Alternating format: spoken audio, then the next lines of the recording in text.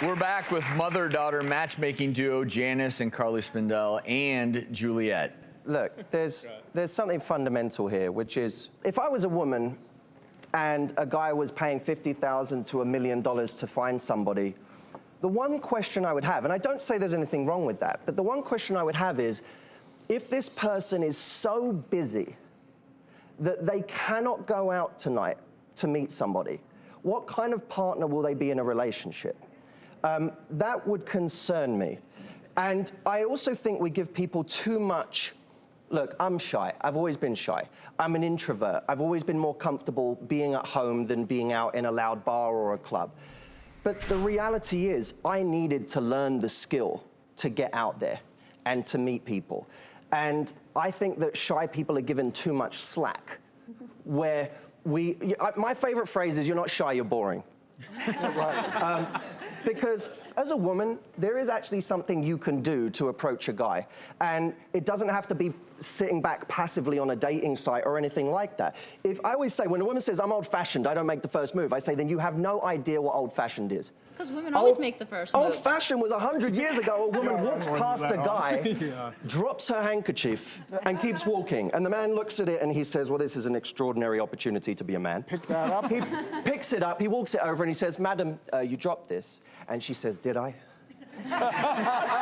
And they now have a conversation that he thinks was his idea, but it wasn't. She chose him. So my big thing for women these days is, you have to know. You don't have to be the aggressor, but in 2017, you need to know how to drop the handkerchief.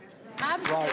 And not only that, it takes a lot of practice. I think women should just get used to and having fun and going out and practicing the art of just being able to be fun, flirty, and going out there and talking to different men, because you get different feels and you learn about yourself and you build your confidence that way. My biggest question to you, Julie, is how did you feel sitting there and having all these questions asked for the process? How did that make you feel?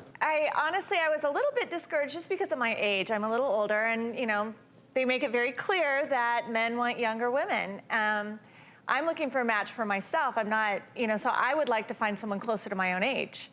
So that's made a very small dating pool for me, I believe. Unfortunately, the statistics worldwide say that there are 2 million more single women in every cosmopolitan city in the U.S. than there are men.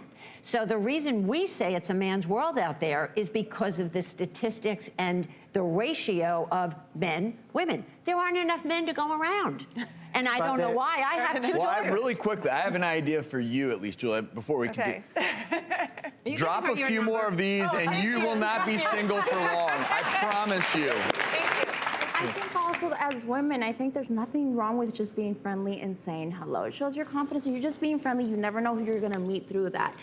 I think my biggest issue in seeing some of the comments is, like, when you're asking them questions, and I know that I saw the video, but when it comes to women that are watching the show, that see that, I know that you guys don't have a hard time just drilling women, telling them exactly what's wrong. But when I see something that, if you have to tell someone that they're too fat, how do the women respond to that? Have you had that experience that you have to tell a woman that she's too fat? Yes, interestingly enough, I have in Washington, D.C., and I can remember it as if it was yesterday. There was a group of women, and I said to her, if I could be a magician and tell you I'm going to give you granted one wish, what would it be? And she said, I'd like to lose weight. And I said, then why don't you? And I went at her pretty bad. She had tears rolling down her face. Everybody else was sitting there shaking. And let me tell you, a year and a half later, she called me. And of course, because of my photographic memory, I remembered exactly who she was. She ended up losing a lot of weight. She thanked me up, down, and center. My mother would never tell me. My siblings would never tell me. My friends would never tell me. She said, I thank you more than life for telling me. I've gotten my act together. I lost weight. I met a man. I'm married, and I owe it all to you. And we unfortunately don't have time to solve all the problems out there when it comes to meeting the right person. But what I will say I've learned, which I think is very valuable, is this concept of dropping more handkerchiefs. Yes. But more importantly, I always say is just be authentic, be yourself. And don't forget that people who do find that right match, reduce depression, all these great things can happen in your world and to your health. I appreciate a very interesting conversation. Thank you all for sharing what you do. And Juliet, best of luck to you.